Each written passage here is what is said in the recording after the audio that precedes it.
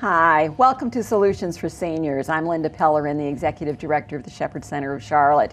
We're a nonprofit organization that works with seniors, mainly to try to keep seniors in their homes for as long as possible. And this program is designed to have guests on that will help us to inform the Charlotte-Mecklenburg community what's out there for seniors and, through various services and programs. Today our guests are Karen Coleman with Pet Sitters of Charlotte, and Charles Corrier and Pepper with Therapy Dogs. Now I know, even Ellen and all of the other people who interview always say, don't have pets on because they steal the show, and that's fine with me. Pepper is very well behaved and is going to show us some tricks later. Karen, how did you get started in the pet sitting business? Well, we started actually, we're a division of Comfort Care Home Care Services. We go into seniors' homes and help them recuperate, help them do activities of daily living. And as part of caring for those seniors, we found ourselves caring for pets. As we cared for them, we walked them, scooped kitty litter, those sorts of things. We found that neighbors and family were asking us if we could also care for their pets. So it was kind of a natural progression for us. Now, do you find a lot of seniors still have pets in their home? Absolutely. Yes. And what is the gamut of, I'm sure it's not just dogs and cats. No, there are a lot of birds. We see a lot of seniors with birds. Rabbits are pretty popular these days too. I find that interesting. Yes. They don't let them run free, do they? Yes, they do. They can potty train. You can potty train a rabbit. Absolutely. To like kitty litter? Yes. Yes, you can. I wish I had known that when my daughters were teenagers and had rabbits in the house. It's quite interesting. Yes. You don't see many of the, I'm thinking back to when my children were smaller and we went through, we had the hamsters and we had Yes. the gerbils, and I think we even had some lizard type things. Yeah, which we do see some, but not usually in our senior population. Well, that's nice to know. Yes. And so, do you have to have any special training to take care of the pets? Well, yeah. Well, you have to, of course, love pets. That's the most important thing. And most of our pet sitters, because we are an offshoot of Comfort Care, are also great caregivers for human beings too. So it's just that caring, giving kind of soul. And of course, our pet sitters are very much trained in disciplining and obedience and those sorts of things too. Now, and I'm sure, if you're going into the home and you're helping to care for the pets and everything, that you're able to keep an eye on the homeowner or the person in the home to see if they're adequately being able to take care of the pet when you're not there. Exactly, yes. We can look for telltale signs, dirty litter boxes, mistakes or accidents on the carpet, those sorts of things. Give us a clue that maybe the pet's not being well tended for.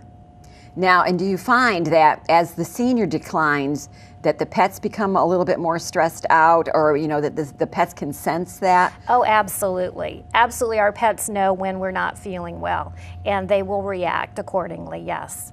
So if you go in the home, even though the client is trying to keep up with everything, and you see a lot of accidents in the home from the pet, that might be a signal Yes. that you need to look closer at the client. That's correct. Definitely. Okay. And now, are there specific services that you offer? I mean, do you draw the line on anything? Well, most of our services are, we can help with, of course, potty breaks, grooming, feeding, watering, exercising, walking. We also offer overnights where we can have someone stay in your home overnight, or we can take your dog to our place of residence and board the dog. Okay, and what happens if the client has to go, maybe into rehab or into the hospital for a few days? Absolutely. We can care for the pet as long as we're needed. Whether it be 3 or 4 visits during the day, again, bring it into our home or staying in your home. And what about veterinary visits? We're more than happy to help you and transport to veterinary visits also, yes. Okay, from your experience, how important is it for the seniors to have the pets remain in their home? It's very, very important. Pets have a lot of benefits for seniors. It helps keep our seniors active, whether it be just getting up and down off the couch to the back door to let the cat or the dog out, or cleaning kitty litter boxes. It keeps our seniors active, helps their joints stay limber and flexible. And the more limber and flexible they are in caring for their pets, the more likely they are to be able to perform their own activities of daily living, like dressing and bathing, which of course helps keep our seniors at home longer. There's also emotional benefits. When you have a wonderful companion with you, you're happier, you have higher self-esteem. A lot of our seniors suffer from social isolation and depression, and pets help with that. Not to mention safety. There's nothing that will prevent a thief or a prowler than a barking dog. Even if they're this big. Even if they're that big, that's right. The little teeny ones seem to bark a lot. Yes, you know, they those little do. chihuahuas and everything. Well, that kind of leads me, well, I know I've talked to seniors who are living in their own home still, or Yes. in an apartment, and they have an animal, and I've asked them, you know, have you thought about moving to a senior community? And they always look at me and they go, not if I cannot take my pet with me. And some senior communities allow that, but some don't. Yes, they do. And it's very important. I mean, they will not, you know, if one of the, I mean, if the pet passes, then they might consider it before they get another pet or whatever. But Exactly. they're not going to leave this pet, and they're not going to give the pet away unless they absolutely have to. That's correct. Their pets are their family. They're very bonded with Yes. the pets and everything, which leads me over to Charles. You're with Pet Therapy. Correct. And so what you do is you're part of a group that takes pets into like the assisted living places and the hospitals and all of that to interact with the patients. Is that correct? That's right, Linda. Pepper and I are volunteers through a group called Therapy Dogs International, and it is strictly a volunteer organization, but it's a great transition from what Karen's doing with pet sitters as well, in that we have visits locally from dog handlers and their pets in the Charlotte-Mecklenburg area through Therapy Dogs International, which we go into long-term care institutions, we go into hospitals, we go into the Children's Hospital downtown, we visit Alzheimer's units as well. And it's the transition that Karen was talking about, where a lot of individuals, if they have to leave their home, they leave pets behind. And that's a missing component of their daily lives. And so working with Therapy Dogs International, we have over 21,000 handlers nationwide. Now, Therapy Dogs International requires the dog to be a year old. They have to be updated on all their vaccinations, and they have to go through a thorough evaluation in regards to their temperament, as well as an assessment in regards to obedience, as well as being able to navigate in a controlled environment, such as a hospital, long-term care environment, and things like that. What kind of training has Pepper had? Pepper is a personal pet. She's 6 years old. She's an Australian Shepherd, and Pepper has been exclusively trained by me and my family at home. But in addition to that, she did have to complete the assessment through what's called through a Therapy Dogs International Certified Evaluator, as well as the American Kennel Club's called Canine Good Citizens certification. Now, these are held periodically down at the Piedmont Kennel Club, which is down near Carowinds Boulevard. And these are handled on a routine and on a regular basis. So Pepper went through a 15-step process that dealt with obedience, navigating around individuals that have infirmities, being able to be handled by multiple people at any given time, dealing very well with children, as well as those that are elderly as well. And also operating in a controlled and monitored environment and meeting the expectations of behavior in that area. Okay. Can you tell us about a time when the benefit of Pepper's one-on-one visit created an exceptional experience?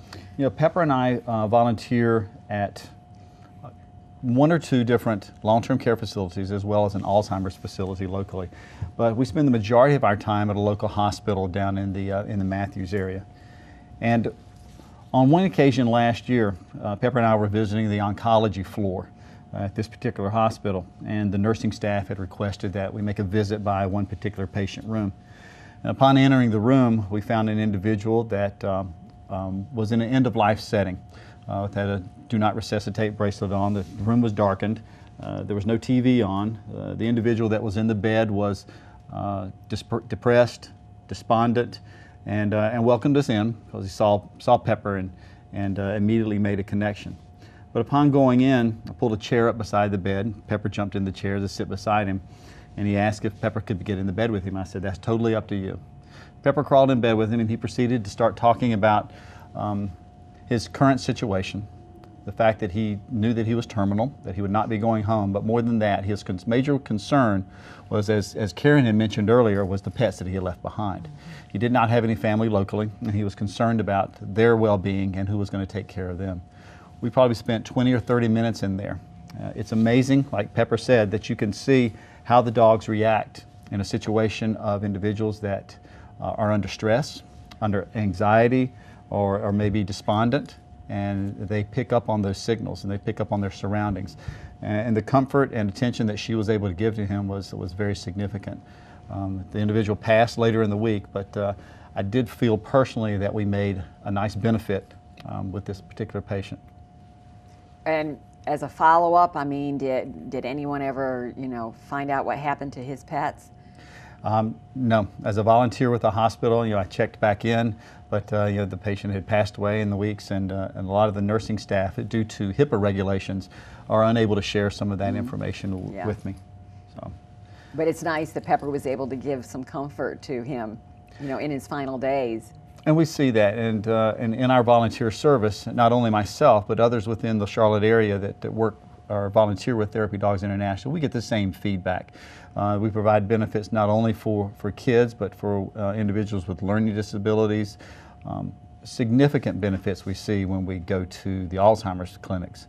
And having a pet in there a lot of times will jog old memories, about the pets that they had at home. And I go into one locally down on Ray Road, and the individual says, "Oh, there's Pepper. I remember Pepper." And they may not remember me, they may not remember some family members, but they'll remember the dog. And they said, "I used to have a dog, Scotch Collie. His name was Duke. He was a champion." And the thing is, they bring those things back up, and it pops back to the forefront of their mind. So it's overwhelming sometimes to see the responses. It's encouraging as well, but it's a great way to give back to the community. How often do you volunteer? I mean, is it how many times a week or a month, or do you just do it when you're called? Or? Well, Linda, I try to volunteer as much as I possibly can. I have a 15-year-old son at my home, and try to demonstrate to him that you give back to the community. And Pepper and I go every Saturday to the hospital and spend about 3 hours. In addition to that, when I can during the week, I will participate with other therapy dog handlers in the area at some long-term care facilities and Alzheimer's clinics. Last year, Pepper and I put in close to 100 hours of community service. Wow, that is great. Now, if someone watching has a pet and feels that they'd like to go through the training and give back to the community, such as you do, what can they do? How do they do that? Where do they start? The best place to start is with Therapy Dogs International. Therapy Dogs International does have a website, and the website is www.tdi-org, I believe. I can double check that for you. Now, I don't want to give you incorrect information. Yes, that's correct. www.tdi-dog.org. And they can go there and start. And it will list local chapters as well as local certifications. So they need to have their dog up to date on all their inoculations, as well as have a recent veterinary exam. In addition to that, the dog must be at least 1 year of age, and the handler must be at least 18 years old. So that's a great place to start. That's where we started, and got initiated into the service here locally by going down and getting a certification done and completed with the local evaluators down at the Piedmont Kennel Club. Mm-hmm. Now, is there a particular temperament they kind of look for?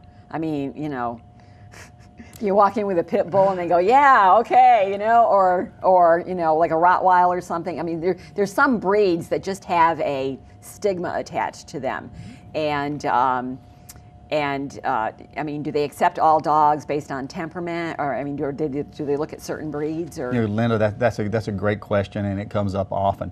However, within the TDI process, all dogs are welcome, and it's based on temperament, and that's part of the initial assessment and evaluation. We have dogs locally that are greyhounds. We have tiny little Yorkies. We have Doberman Pinschers. You name it. We have there's Rottweilers and Labrador Retrievers, King Charles Spaniels, you name it, across the board, but it's more based on temperament. It's based on their ability to interact with others, their need to be in a setting where they get touched and loved and are able to provide a therapeutic benefit. So it's regardless of purebreds, mutts, or rescues, we welcome all comers. Now, I'm going to ask you this, and I know you may not be an expert at this or anything, but I believe a dog's temperament is in large part based on, I have to go over, is based on how they're brought up and how they're treated as puppies and the families that they're with and everything.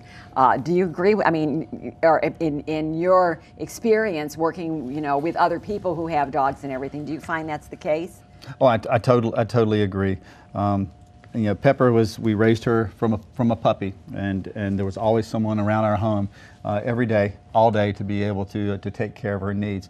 Then again, if you look at breeds that are highly intelligent, Border Collies, Australian Shepherds, Poodles, those are high need dogs, and I think Karen will agree too that those need a little more attention, a little more exercise, and if you don't mentally and physically challenge them on a regular basis, that sometimes they can develop behavioral issues and challenges with that. So it's funny that you should mention that, but the bottom line is, yes, there's some stigmas attached to some dogs, but the bottom line is it's temperament that we have to deal with. My daughter has a pit bull, and she's had him since he was 5 weeks old, and he's a wonderful dog, and he has a great temperament, but he is very, very intelligent. And he still can figure out a way to get up on her counter and eat any cookie he can find. And it doesn't matter if they're in a box or whatever, he just digs right through them. And one time she left the house and forgot something and walked back in and found him on the counter, and he had one of those deer in the headlight looks like, oh, I'm okay though, I'm here, but, so, and he's the most intelligent dog we have in our whole family system, so it's real interesting to watch him sometimes, but he has a very nice temperament, and we get a little upset when they talk about how, all pit bulls are bad and everything. There are a lot of good ones out there. Well, I have a Rottweiler, and I actually rescued him from a shelter that was a kill shelter, and I got him 2 hours before they were to euthanize him. And he ended up being reserve grand champion in 4-H with my daughter, who showed him in agility. So it is definitely a one-on-one temperament with the dog. Well, Charles, I know Pepper has, she's very intelligent, she's very well trained. Can you kind of show us some of her tricks? Sure, we can spend a few minutes. Pepper, would you like to do some tricks? Would you like to? All right, we'll do a couple tricks then. All right, Pepper, I need for you to stay on stage with me, all right? So we'll pull a couple treats out here and we'll get you started. Pepper likes to entertain over at the hospital. She entertains the nursing staff as well as patients and families, and we also go and participate in some of the local certification classes as well. So Pepper, you do me a favor. Can you wave, please? Give me a good wave. Very good job. Very good girl. Aww. Good dog. Pepper, can you sit? Sit. Thank you. You do me a favor. Will you do me a favor for Miss Linda? Will you spin around in a circle? Spin around. Spin around. You don't cough up that biscuit, Pepper. Sit, please. Good girl. Give me a spin around one more time. Good job. Nice job. Can you sit? Give me a high five on that. Good girl. Back up a little and down. Nice job. Good girl. Pepper, will you do me a favor? You say your prayers? Say your prayers. Thank you. Amen. That's very good. Can you get up? Nice job. High five on that one as well. And Pepper, you crowd me. Stay. Pepper, when you leave today, I know you'll be sad. Can you wipe away the tears when you leave Miss Karen? When you wipe away the tears? You wipe them away? Wipe them away. Very good. You got one more. You got one more right there. Can you get it off? Thank you very much. That's very, very good. And Pepper, you sit for me. She's a very brave dog. She protects the house. Pepper, what would you do if we had a burglar come in? If a burglar came in our house, what would you do? Bang! Exactly. I think you would. You'd play dead. That's quite funny. Pepper's quite handy around the house, though. If you give her the paper, she'll bring it in. If you give her the mail, she'll carry that in. If you give her a pair of gloves out in the yard to work with, she'll deliver those to you too. Pepper, at the end of the night, she generally cleans up her toys and puts them back in the basket for me. So there's another toy. You'll get your biscuit when you're done. Here you one more. Great. Here. All right, put that in the basket. There you go. Exactly. One more. Last one. Can you get the squirrel? Here you get the squirrel and put that in there. Very good girl. And Pepper, if you step around here, please. You did a great job. Can you get up and take a bow? And take another bow. Very good. You're giving your business into the camera. I appreciate that. Pepper, you've done a good job for us. Can you sit? Thank you very much. Give me a high five on that. Good girl.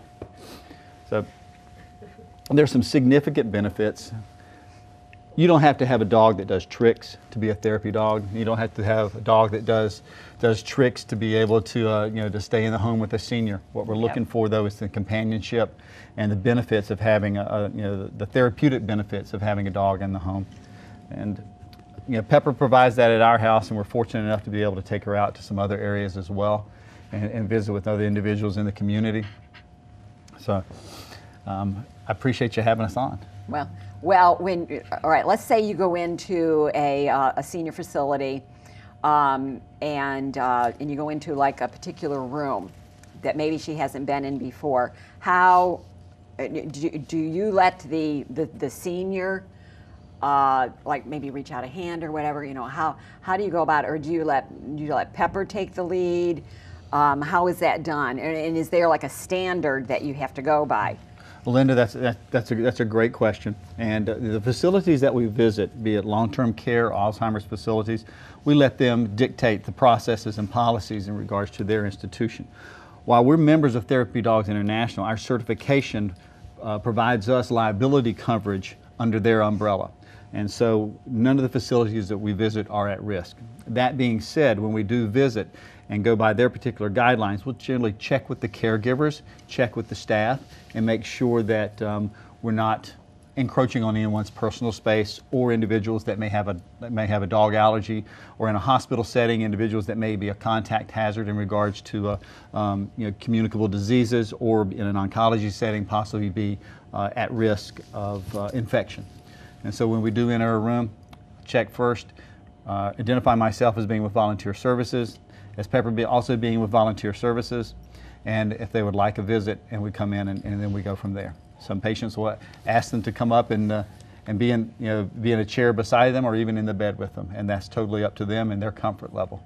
So I know a lot of the facilities have like great rooms or whatever. Have you ever had the situation where they bring everybody in there, maybe like in a circle, and Pepper can do some of her tricks and everything, and then just kind of, go where she feels like she's going to be welcome? Hey, sweetie. We do that on a regular basis, and at one particular institution locally at an Alzheimer's facility, everyone comes out into a communal area, and we have several handlers that show up on a regular basis. We have a couple poodles, a Yorkie. We also have a Schnauzer and Pepper, and we make our rounds through the entire group. We'll stay for 30, 45 minutes and just make our rounds through the entire group. So it's a wonderful setting, be it one-on-one or even in a group. It works very, very well. The dogs are used to each other. There's an expectation in regards to their behavior when they're in facilities like this. And that's part of the temperament that we look for when we're assessing dogs to be therapy dog volunteers. Mm-hmm. Okay, any final words? I think that Karen and I's niches here overlap to a significant degree. Yes. Whereas Karen is trying to keep individuals at home in a comfortable environment with their pets as long as possible. And when they do have to step out into a long-term care setting, or if they are hospitalized at some point in time, then Pepper and I pick up there with the senior citizen community where Karen left off. See, she must be a pet. She's been. she's quite needy. She is adorable. And Karen, any final thoughts? if you ever, find yourself in a position where you have to go to the hospital or into a nursing facility and you do need someone to help take care of your pets, we could certainly help you there. Okay, and Pet Sitters of Charlotte, it's for all ages, really. Oh, it's absolutely. For anyone, really, it's for right? anyone, yes. Yes, Okay, it is. great, super.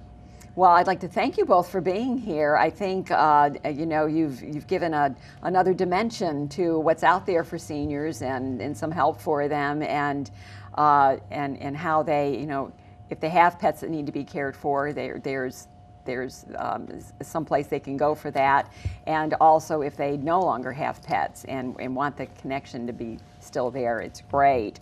So thank you, Karen Coleman with Pet Sitters of Charlotte. Thank you. And Charles Corrier with Therapy Dogs International. Let's